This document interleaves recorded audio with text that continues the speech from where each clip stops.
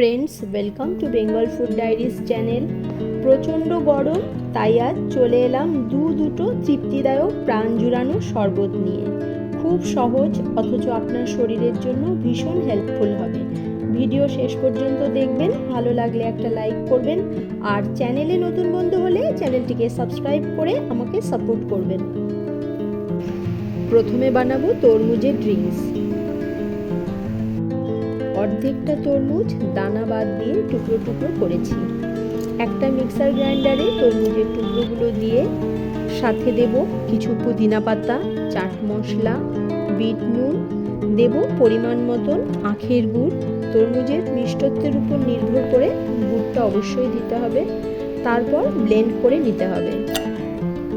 গ্লাসে কয়েক টুকরো আইস কিউব দিয়ে এবার ব্লেন্ডারের মিক্সারটা ঢেলে তার উপর থেকে কিছু তরমুজের টুকরো, চাট মশলা, বিট নুন দিয়ে মিশিয়ে দেব।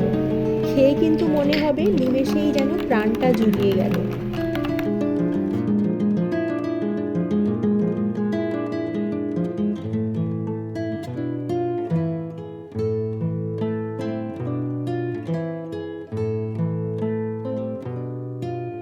কাঁচা আমের এই শরবত তৈরি করার জন্য আমার প্রয়োজন দুটো ফ্রেশ কাঁচা আম। প্রথমে একটা ডিশে জল দিয়ে আম সেদ্ধ হতে বসিয়ে দেব।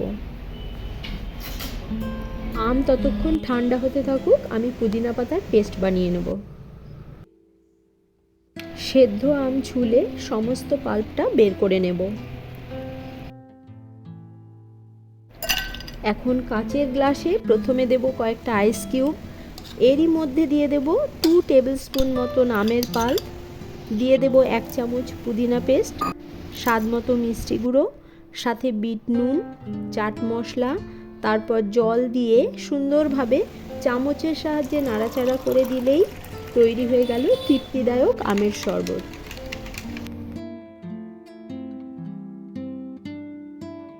দুরকম শরবতের মধ্যে কোনটা আপনার কাছে বেশি ভালো লেগেছে অবশ্যই কমেন্ট করে আমাকে জানাবেন। সাথে লাইক, শেয়ার, সাবস্ক্রাইব করতে ভুলবেন না। আবার দেখা হবে নেক্সট পর্বে। ভালো থাকবেন, সাথে থাকবেন।